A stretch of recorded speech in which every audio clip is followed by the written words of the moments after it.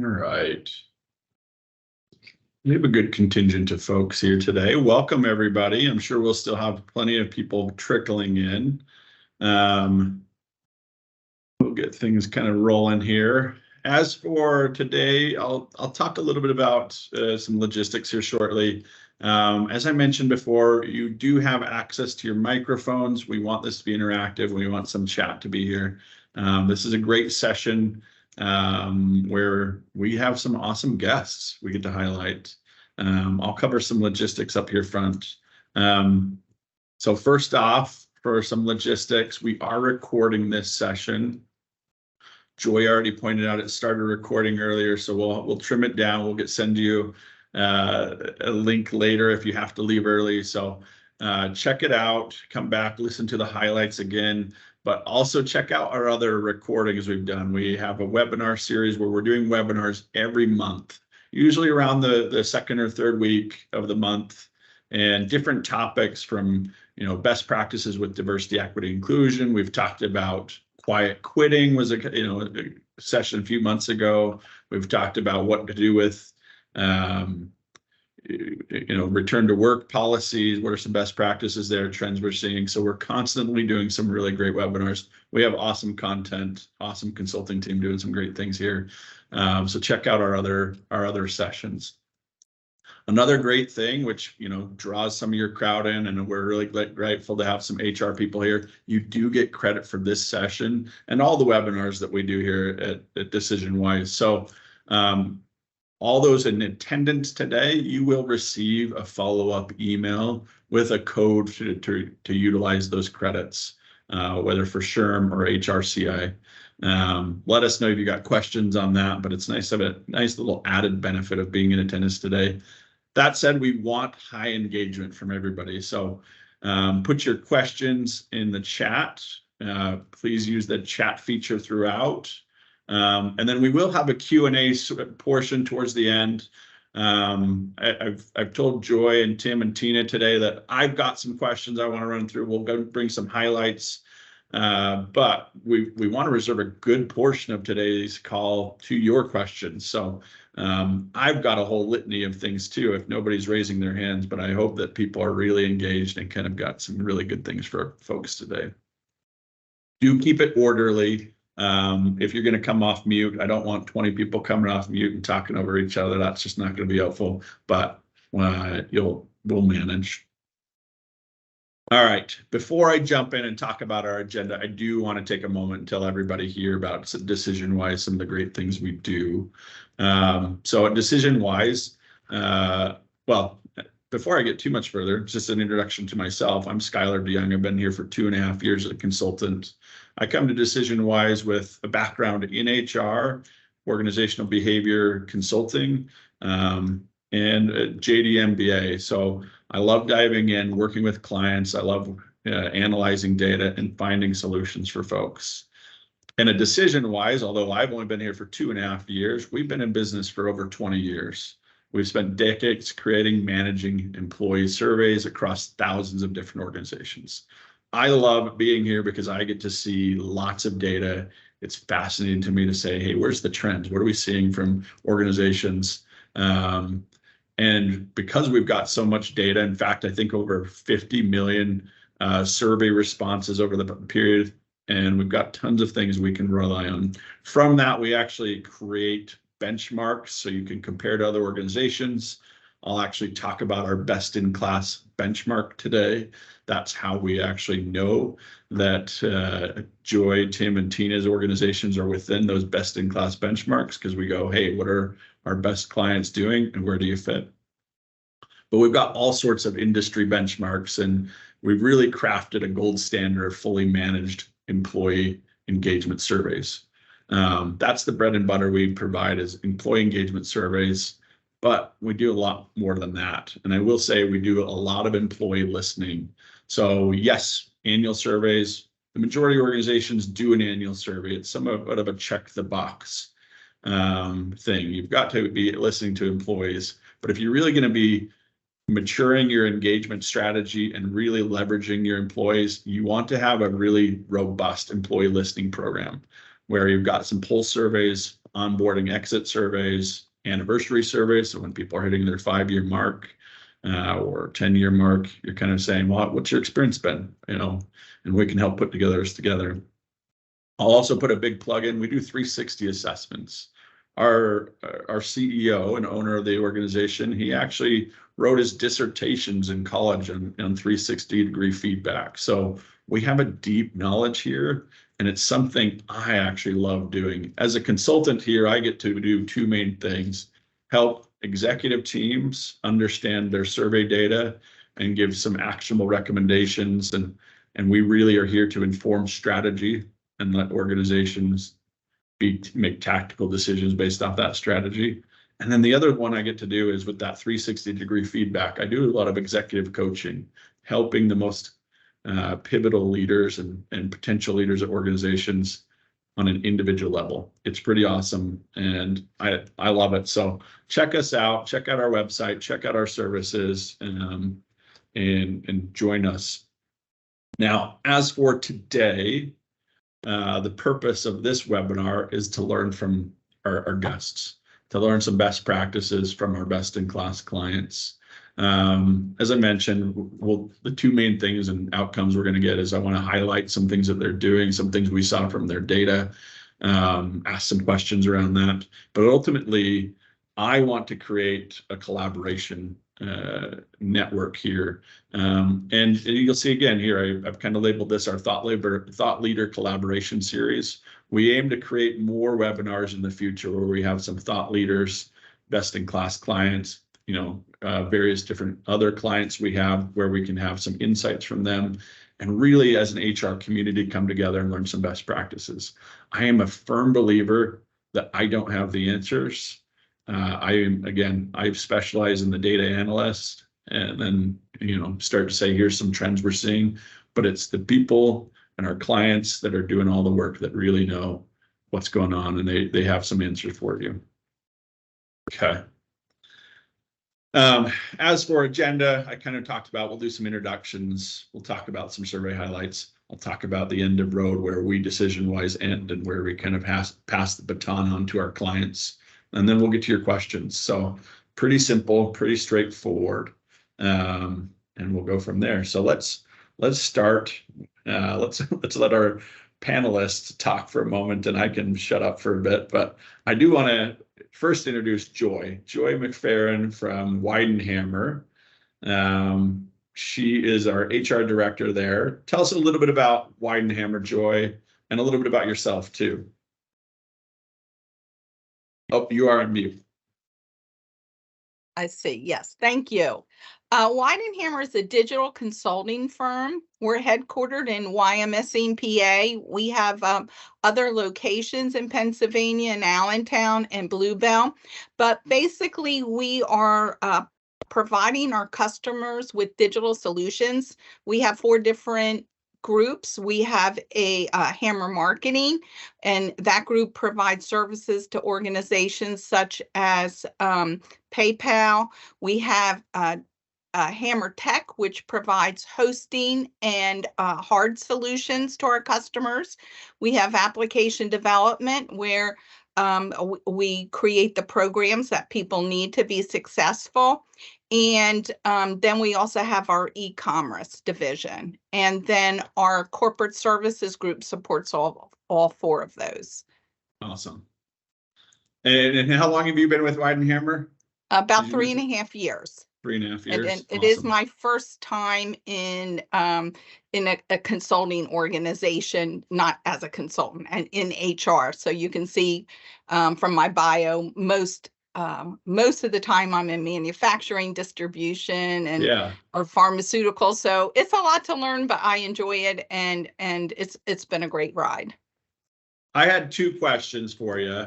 Yes. One, I love seeing that you're an adjunct professor as well. That's something that personally I'm interested in. So I'm curious how you got into that. You don't even need to answer that today too, if you don't want to, but I am curious. Yeah. How did you get into adjunct professor? Well, I do have my a degree in education, Okay. but I have I've been speaking for in SHRM classes for quite a while. And one of the people that were an instructor always asked me to be a guest speaker, and she retired. And she thought she would still teach the SHRM class, but it turned out you can't retire and work for Penn State on the side. So Oh, really? Interesting. I'd like to say like I competed against thousands of people and got the job, but really I got the job just because I was You fell a backwards into speaker. it. Yes. Yeah. Love So it. I love it. I teach that SHRM class for Penn State and then also for our local SHRM chapter, the Lancaster SHRM. And then I teach Awesome. some other classes for them as well.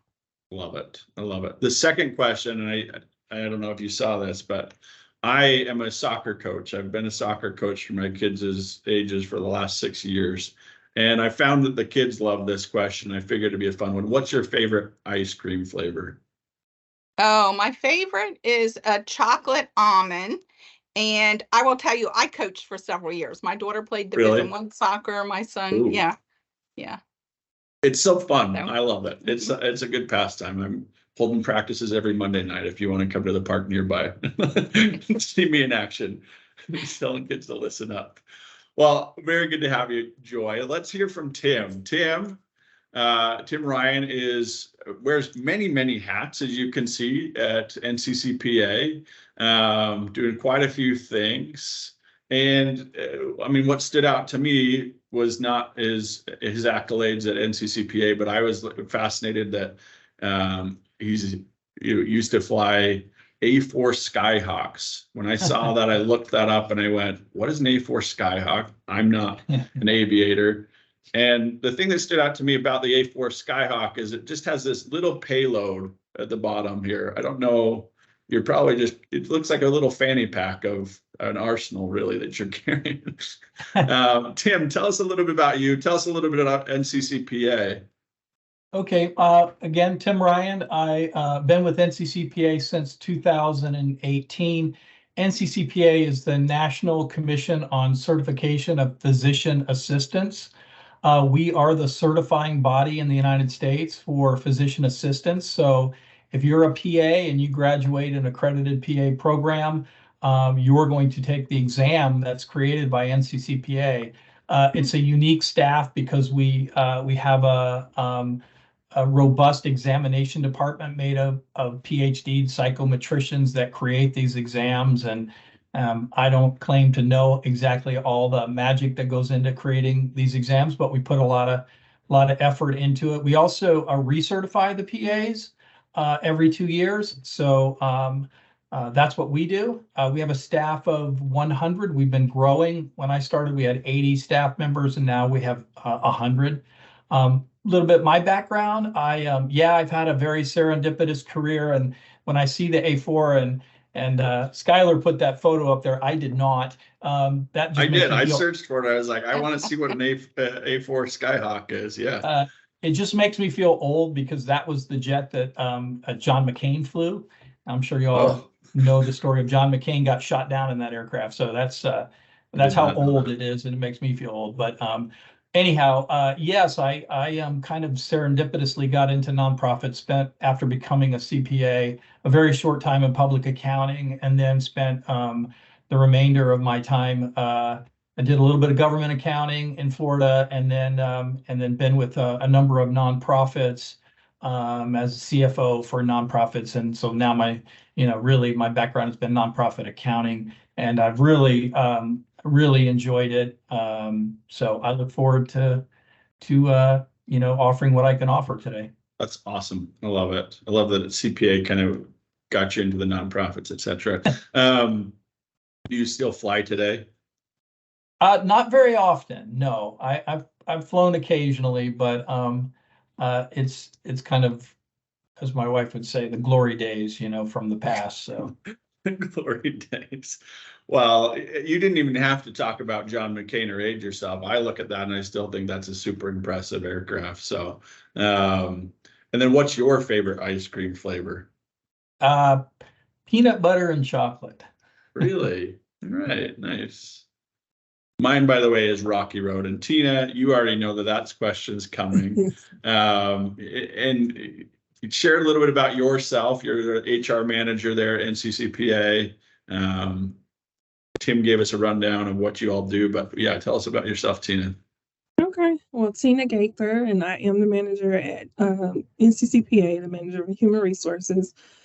I've been in the nonprofit sector probably about 15 years. A lot of my background comes from social services, nonprofit. I transitioned into government for a little while and really craved the nonprofit experience, the sector. So I transitioned back into nonprofit work at NCCPA about 3.5 years ago. So I've been here 3.5 years. And just really have a passion for helping people fulfill their fullest potential. And a lot of that is done in HR. We see the entire life cycle of an employee, not only as an employer, but you get to experience births, deaths, growths, promotions, moving on to fulfill dream careers. So I think it is a really fulfilling opportunity to, sit in this seat and be a part of people's lives every day. That's awesome. Yeah, no, I can totally relate. As I mentioned before, when we do 360 work, I got to go meet on one-on-one with leaders, and that personal touch, like really getting a good connection with people and improving and helping them improve is powerful. I see you're also a mother of 2 kids. We mentioned beforehand, they're already in school, which is crazy to me. We've got first day of school here. What ages are they? So Joshua's 16 and Hannah will be 14 this year. So middle school and high school. They're adults. They're... basically. I feel that way. And what's your favorite ice cream? Cookies and cream. Cookies and cream. Well, I'm a Rocky Road fan, and so you can get me Rocky Road anytime. Well, so we'll come back to our panelists here in a moment, but I do want to talk about why we invited them in particular, and why I was hounding Joy and Tim and Tina months ago saying, hey, could you come and chat with us? We're seeing some cool things, but I want to drive home to everybody here and help understand what we saw. And so let me first talk about our best in class benchmark. So every year, we're updated, well, every quarter we're updating all our industry benchmarks and our global benchmark, which is all the organizations we've surveyed. And we look at, all different industries, but we look at different sizes of organizations. We look at all the different demographics we get, whether manager status, tenure, gender, all these different things we're creating some data and insights off of. And if in a number of years back, we looked and said, well, let's look at what are our top 10% of clients doing that are showing the highest engagement score. And that's where we then created our best in class benchmark, showing again, the top 10% of clients in engagement score. Now, for those of you who don't know how we create our engagement score, I'll talk about there shortly. But this year's benchmark, and I should say one big difference between our best in class and our other benchmarks is we look 4 years back for our other benchmarks, a rolling 4-year benchmark. But with our best in class, it's something we're updating every year. And there's 2 reasons why. One, we're trying to learn, the most relevant things today. But 2, we also want to celebrate some clients that we have, each year of what we're seeing. So there really is, we've got a trophy here, but it is something that's impressive, and we want to highlight that. Now, as I talk about engagement, again, we're kind of measuring the top 10% in engagement scores. So for those of you who aren't familiar with our process, on our surveys, we have what are called our engagement anchor questions. And these are 5. We've actually got 8 different questions we utilize. We usually try to benchmark and trend to at least 4, ideally 5 of them. And really what we're trying to measure is how much are people's hearts and minds in their work? How devoted are your employees to the work? And I think for the majority of you, employee engagement's a no-brainer, but we definitely see it as a win-win situation, right? Engaged employees are more productive, they drive culture, it's a better experience for the organization. But engaged employees also are benefiting themselves. We know from plenty of studies out there that the work is what we do and it's who we are. And if we're engaged in our work, we're actually leading happier, more fulfilling lives outside of work. So there's this huge symbiotic relationship of why engagement matters. When we look at our best-in-class clients out of the top 17, that top 10%, this is actually the breakdown of engagement. Now, based off those 5 engagement anchor questions, we categorized employees into these 4 different groups: fully engaged, key contributors, opportunity group, fully disengaged. Now, if you're comparing and saying, well, we've heard from other organizations that engagement is like usually a third of a population, a fourth of employees.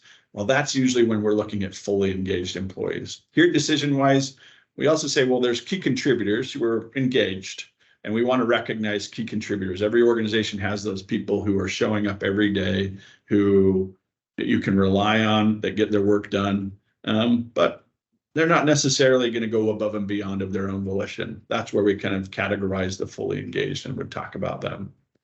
Even amongst our best-in-class clients, you do see we've got some people in the opportunity group and even fully engaged organizations. You're not going to avoid having fully disengaged employees, generally speaking. It's going to happen, and it's just part of the process. From an organizational perspective, we're constantly coaching and consulting clients and telling them your job as leadership is to create the right environment that people can come and be engaged. You create the employee experience, the employee engagement is the payoff. So that's, again, this is the numbers amongst that top 10% of what we see. Again, here's a couple more stats. Here's that engagement index we just saw. When we look at overall score averages, we look at a favorability scale. So we measure are people's responses favorable, neutral, or unfavorable. And amongst these top 10% organizations, 88% of their responses are favorable. Kind of gives you an idea, a benchmark of where we're at on a favorability and then engagement. And we usually see 86% participation from these top 10% organizations. As I mentioned, there's 17 clients in that. So where we've got 2 clients on the call, you can see some math. We've got 12% of our best-in-class clients on the call. So we're glad to have them. So if you're wondering, well, where did Weidenhammer and NCCPA show up on some of those metrics, you can see here. Super impressive. Weidenhammer's engagement, they're at 88% engaged. And you'll notice that they have 0 fully disengaged employees, according to their survey. And then NCCPA has the same, 0 fully disengaged employees. It's something we rarely see. It's always a highlight to go, wow, okay. And you've only got 12 and 4% respectively that are in that neutral opportunity group that can be won over. So there's really high percentage of engagement, both organizations. As we look at overall scores, this is something that stood out to me. Weidenhammer, you're matching our best-in-class score. I actually had to double and triple check that. I'm like, did I copy this? What we're wrong? No, you had 88% overall, and NCCPA 94%. Super impressive from both. Before I go too much further, I guess I'll actually pause here and just ask a very general question, but any of you can respond. What do you think plays into this? What do you think drives some of your engagement? What's the top 1 or 2 things that are driving engagement in your organizations? Joy, you came off mute. Okay, I would say it is our culture. I mean, we really foster a culture of belonging, a culture of communication, and also that we have so many long-term people, which is very unusual for tech. So, our retainment is high, and those happy, engaged people are help to bring on the new people that we have. So I think that we're always trying to foster that culture of belonging and an interest and a care for the people that we have. Awesome. We've definitely seen from other organizations we've surveyed is if you've got a good contingent of, and actually I'm going to shift to the next slide, but if you've got a good contingent of engaged employees and key contributors, that's infectious. It's going to spread. And it is also going to choke out your fully disengaged employees. They won't feel like they belong. They won't feel like they're connected, which is a good thing if you don't really want your fully disengaged employees to feel comfortable. We're trying to bring the best. And so I love to hear that. And I love that the culture kind of feeds into that. Tim or Tina, do you have something to add on those two? Well, I would say, and I know Tina would agree with me, that our CEO is completely bought into to monitoring our engagement and taking the steps necessary. So it does start from the top. It makes a big difference. And I also have to say, our HR involvement in this and the HR leadership provided by Tina is really a key driver. I mean, I think that in a lot of organizations, they don't give enough credit to HR. HR is the benefit administrators, and I'm not, I didn't come up through the HR ranks, so this is not self-serving other than to say that I've learned that having HR involved in employee engagement and having staff in HR that people trust and believe are fair, which Tina does that for us. It makes a big difference. Awesome. Thank you. Thank you, Tim. And I agree. I think leadership's involvement and dedication and commitment to engagement is key. As part of our onboarding process, we schedule our new hires to meet with the president and CEO in a one-on-one conversation within their first 2 weeks, as well as the VP leadership team.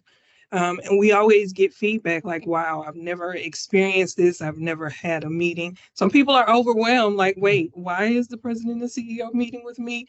But once they learn and understand that this is a part of our culture, they appreciate it. And they say, they value that 30-minute conversation, that a little bit of it is business, but most of it is really getting to know each other in those conversations.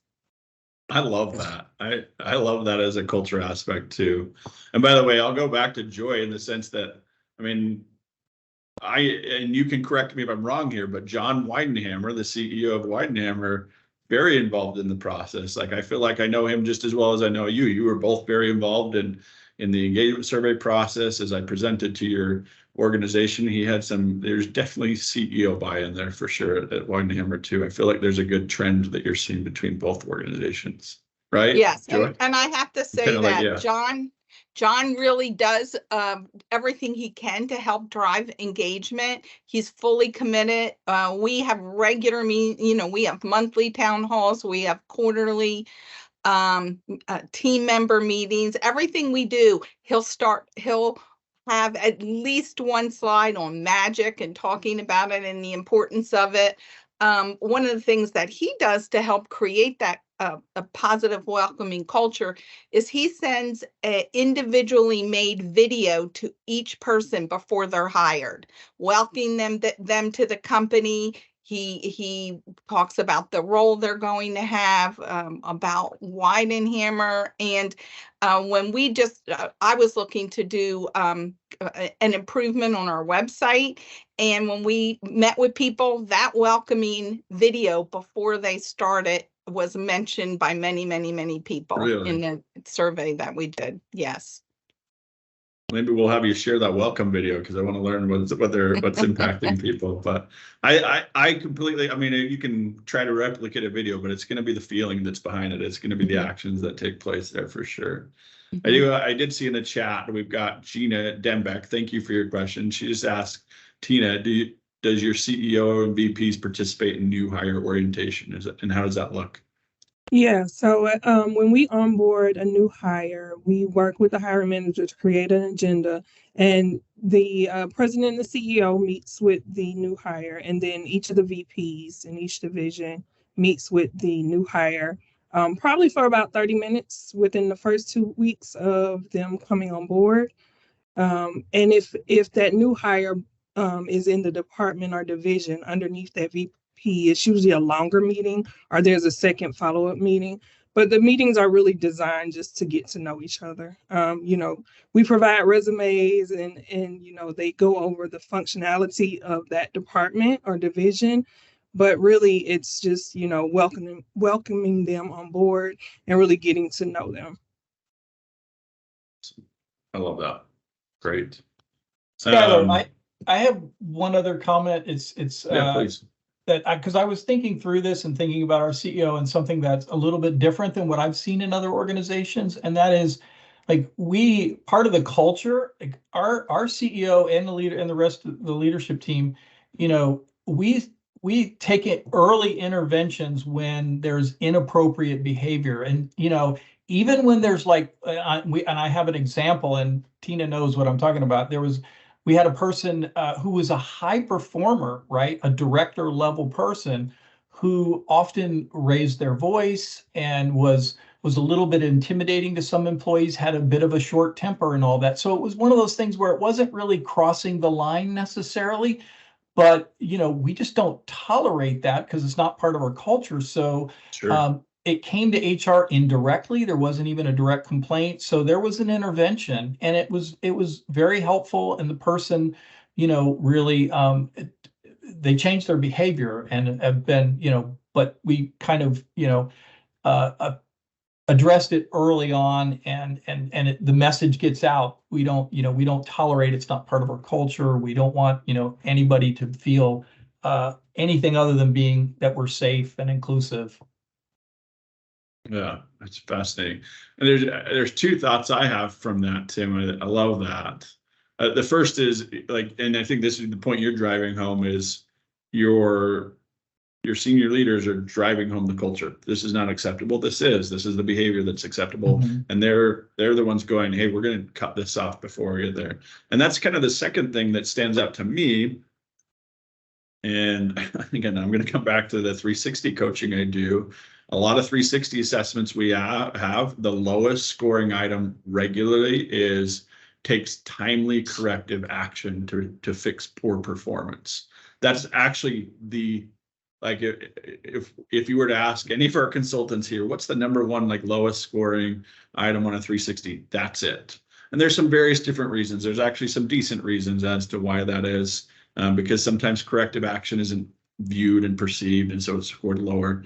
But still, the fact that and that's a story you're sharing about your organization, that's one, those stories that you see drive culture.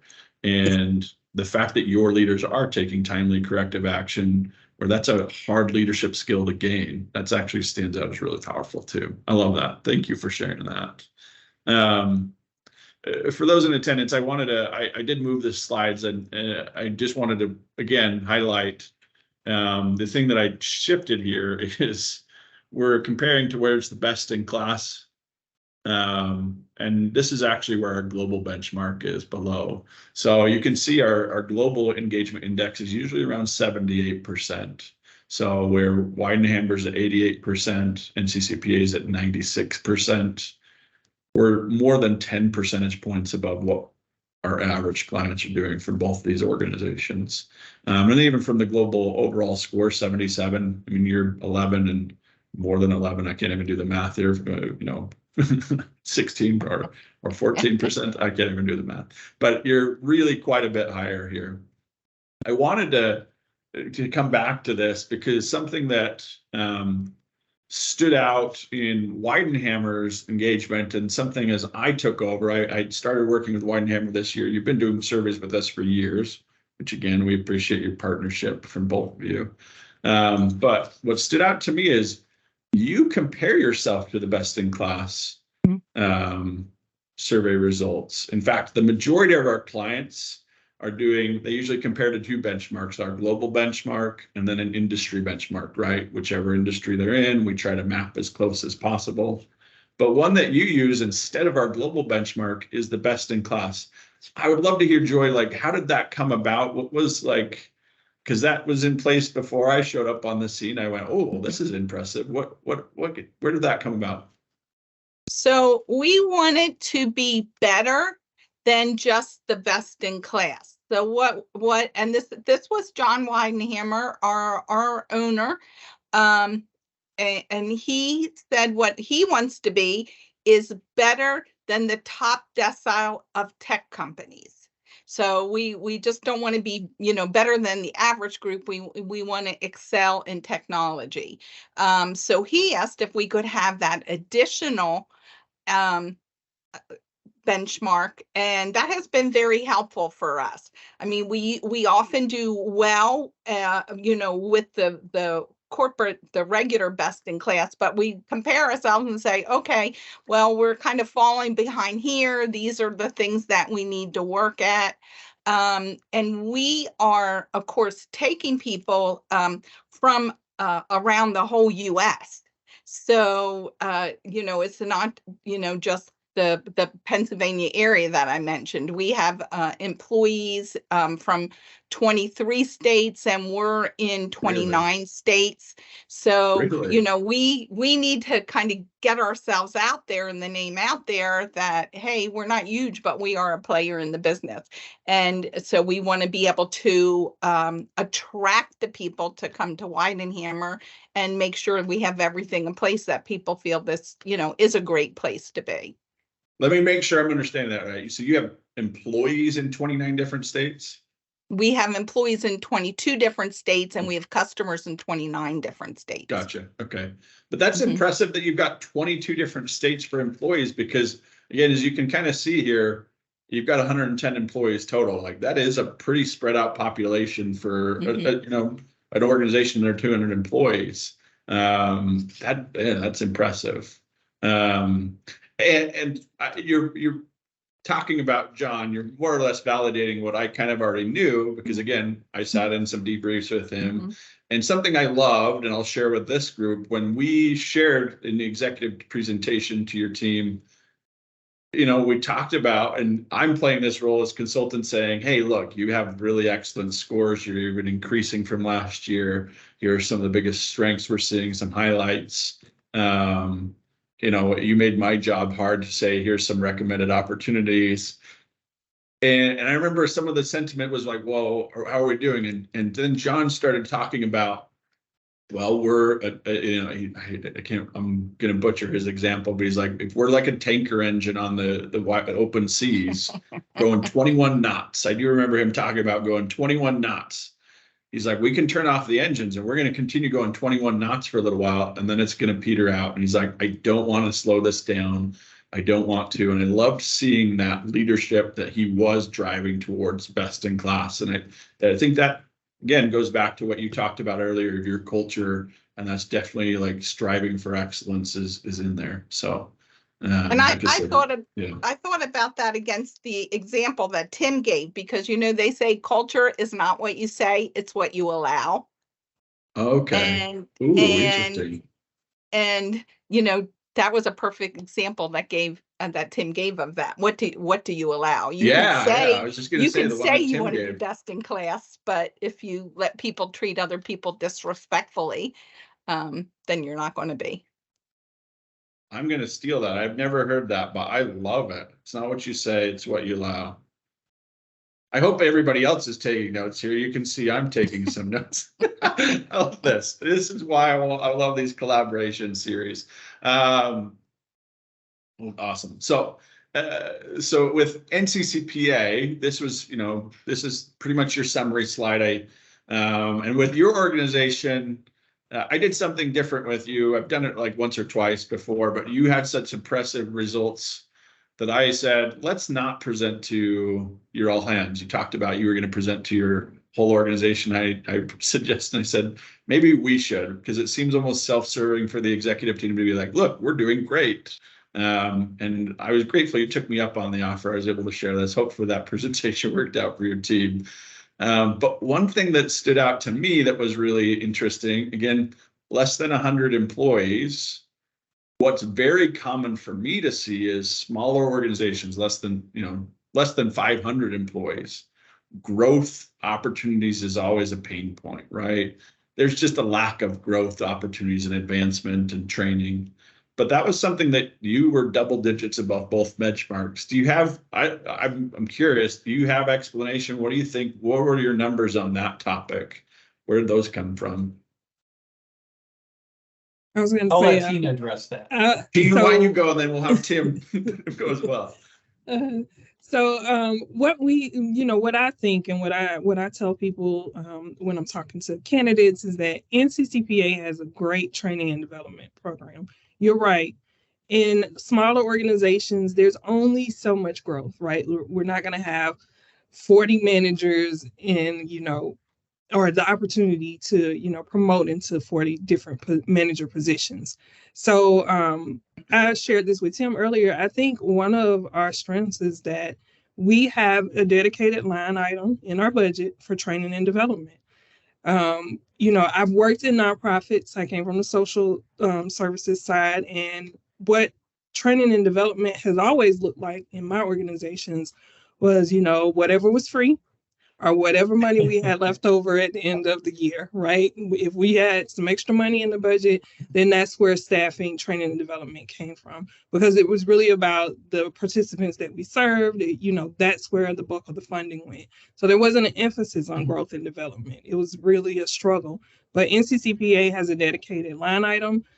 Tim can share that we over budget, and we end up, over budget with the intention on everybody using those dollars. And we end up with excess dollars in that budget line item sometimes. But yeah, it is definitely part of the culture that we encourage from the time you are onboarding, for you to start thinking about what growth looks like for you.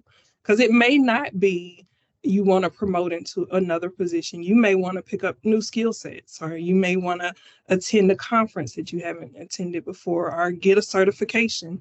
That is huge, because we are a certifying body. A lot of our employees are certified in their craft. So I think, that's where they see the value in that growth aspect for NCCPA. Love that. I love that. So, Tim, anything to add on that? And I have a thought too, Tina, but I'd love to. one other thing that we've done, and we recognized this, some years back, that because we were getting feedback, like, where am I going to go? It's a small organization. How am I going to get promoted? So we started creating levels that weren't there before, and quite frankly, creating titles that didn't exist. And not that we don't, we put some meaning behind it, but we made sure that we squeezed out, for example, we have if somebody's a manager, they can then become a senior manager after a period of time. And same thing with a director. We make people a senior director. We have that title. We have team leads. We keep adding for individual contributors. We keep, when I started, we had staff accountant. That was it. Now we have staff accountant, 1, 2, 3. Now we just created for a person who's an individual contributor, wants to remain that. For next year, we created a senior accountant, because the person's been around so long. We felt like it was worthy to do that. So people know we do that. So they feel like they can get promoted even in an organization our size. So that's really made a difference for us, I believe. I love that. And I think that that's something that goes undervalued at smaller organizations. At larger organizations, sometimes it's harder just to create a title, right? You usually have a pretty systematic process where you have what's the next rung of the ladder if you're climbing that. But at a smaller organization, you can say, let's add a senior to this title. We're giving you more duties. We should be giving you a title that belongs with those duties, right? And I like how you emphasize we're adding meaning to it too. It's not just a fluffy title increase to keep you're adding some value to it. To Tina's point, one thing you made me think was another client we've worked with, where you talked about the line item of the budget is some training and development.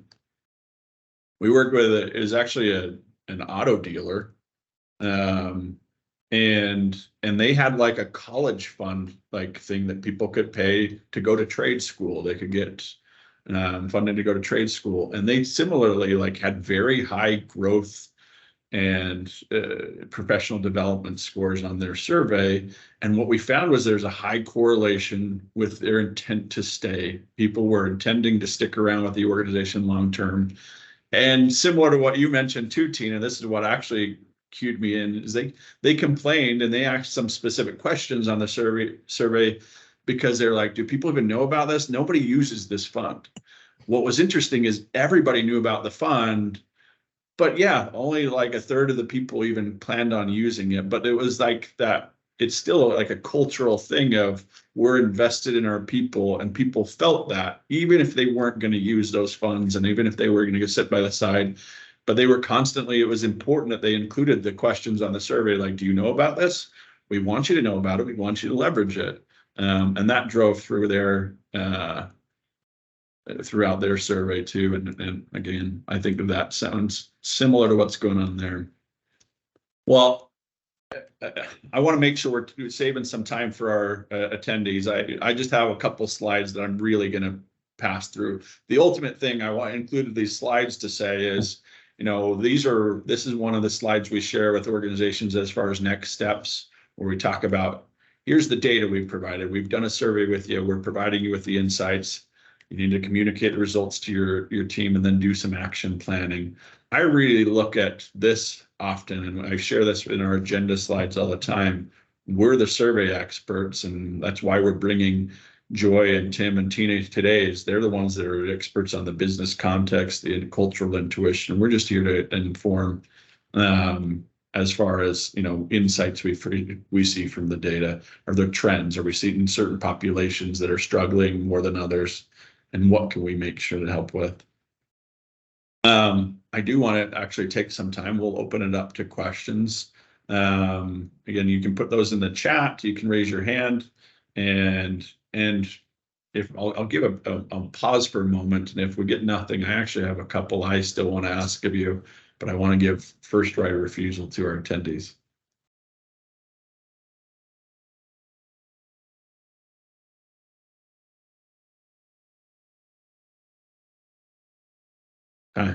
Well, again, you can put these in the chat. Maybe some people are typing in right now, but one of the questions that came to my mind, and a concern I had with inviting you all who are experiencing some quite good success in your organizations, at least again, according to the survey data, maybe there's not quite the utopia I have in my mind there, but a lot of our clients might not be in the same boat. We definitely have some organizations that are scoring quite lower. They're having some issues. There might be mergers and acquisitions that are happening, some layoffs that have happened, hardships that have hit.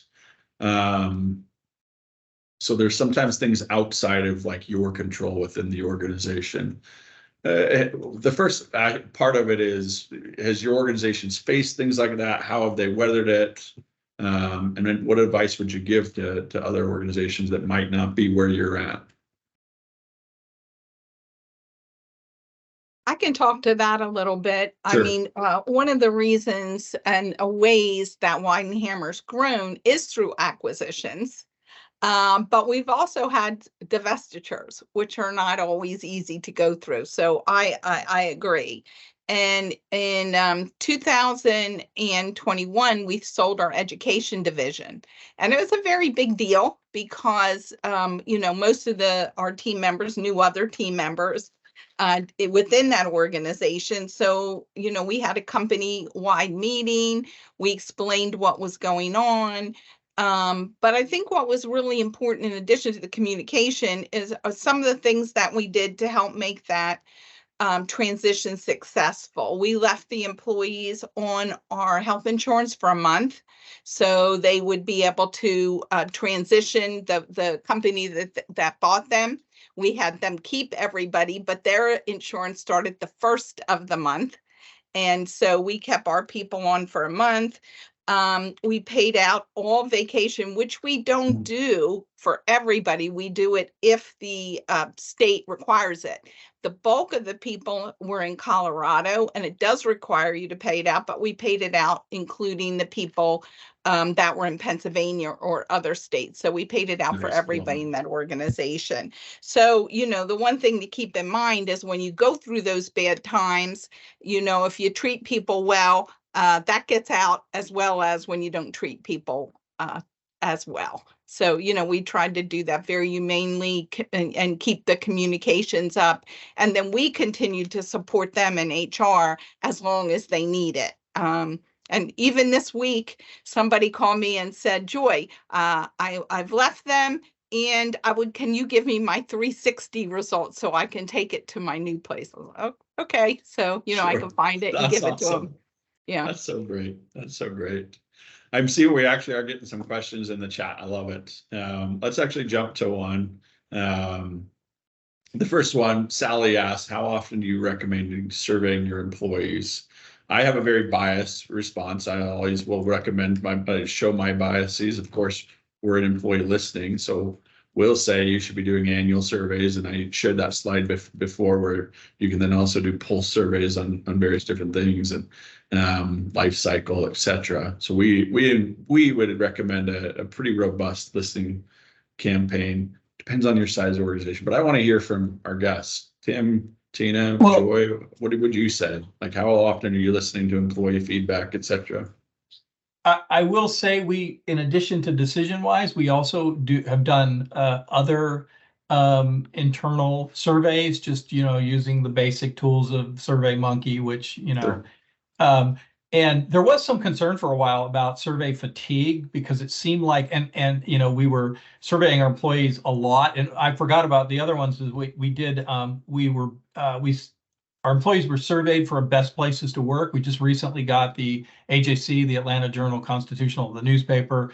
We got one of their awards for best places to work, but that involves another survey. So, Tina and I talked about it because we were getting feedback, and at one of our all staff meetings, we made it a point of communicating to staff, why we're doing this and reassuring them that, hey, this is how it helps us. It helps us in recruiting. It helps us, with retention and kind of, trying to give the people the why, we're just not trying to give ourselves another plaque on the wall or something. So we did address that, but there is a fine line where people do give you feedback that's like, oh, here comes another survey, Yeah, I agree with that fully. You've got to communicate the why. I think everybody here, we've experienced survey fatigue from either taking too many surveys or a survey you're like, how many questions have I answered? This is like 100 questions now. That is something we're regularly thinking about, and we even have some advice around, what's the best practices there. But I don't know, Joy, how often do you recommend surveying employees? What's your take on that? Well, I think the important consideration besides timing is what did you do with the last survey?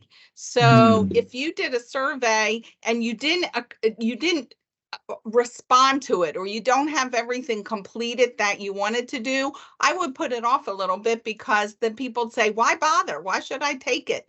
It didn't matter the last time. So I like the annually, and I think we skipped 1 year during COVID, and we have tend to do it annually, but I have worked other places where I've advised, let's wait, because we don't have near done what we had some groups that people were right on it, and then we had other departments where they failed to complete the mission. So I would wait till it's done. So and I think the other key point about behind that is to be continually communicating, what are you doing?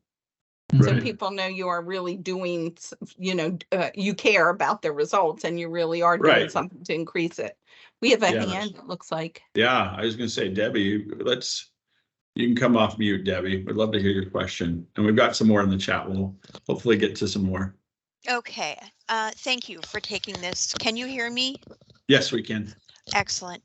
I am asking about, I'm very excited to hear what is happening with these two companies. I only wish we could get somewhere near there, but I have a different kind of an issue, and that is getting management on board with employee engagement.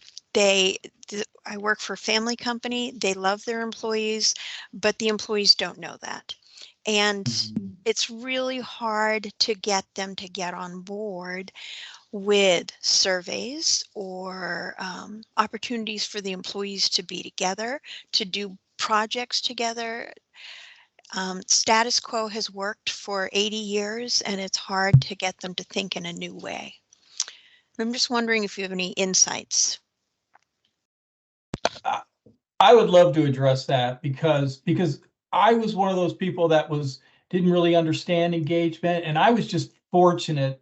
Years ago, I worked for Boys and Girls Clubs of Central Florida. I had a really great opportunity to we had a board member who worked was a VP at Disney, And so I got to go. There used to be a thing called the Disney Institute, and Disney did this training. It was very expensive. Boys and Girls Club was never going to pay for that, but we got it for free. So I went, and all of a sudden my eyes were open, because Disney has that little magic, that they sprinkle on their cast members, right? Yes. And they're a really deep culture. I've had family members work for them, but so I think it comes down to somehow understanding and getting folks to understand the value that's in there, including like return on investment. If you're a finance person, once you realize that engaged staff is going to affect your bottom line, there's plenty of data out there to show that. So I don't know exactly how you get that across, but I think it's about showing the difference that engagement makes.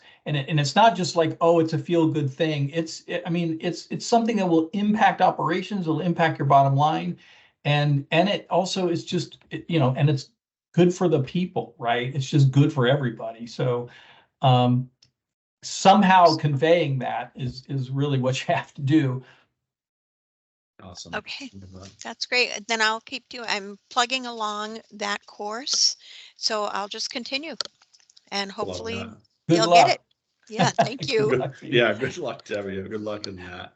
Layla, I see in the chat you asked, how do you measure employee engagement? I shared a bit of a slide earlier. We have a whole process around that and whole science to it.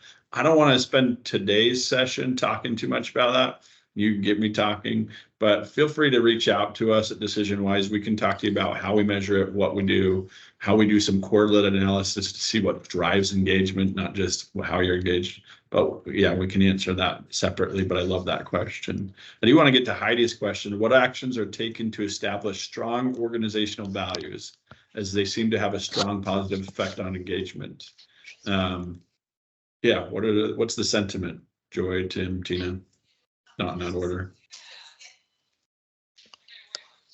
Oh, well, okay. We really we do a couple different things with the values. So one of the things that we do before people even start, we mail to them, and of course we're sending them. Most of them are remote, so we're sending. That's a challenge in and of itself to keep this high level when everybody, most people are remote. But one of the things that we do to start, we send people a backpack that says Weidenhammer. It has a Yeti that says their division, notebook, pens. But included in that is a mouse pad that has all our values, a whole bunch of tchotchkes on each of the values that we have.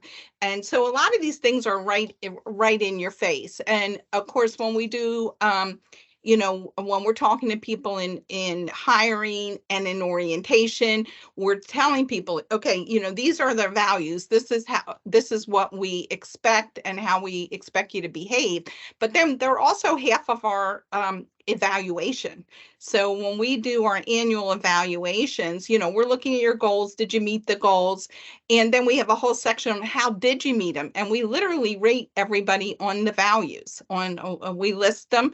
And, are you meeting them, exceeding them, below? And so we do put a lot of focus on that on a regular basis from start to finish. And I would say the same.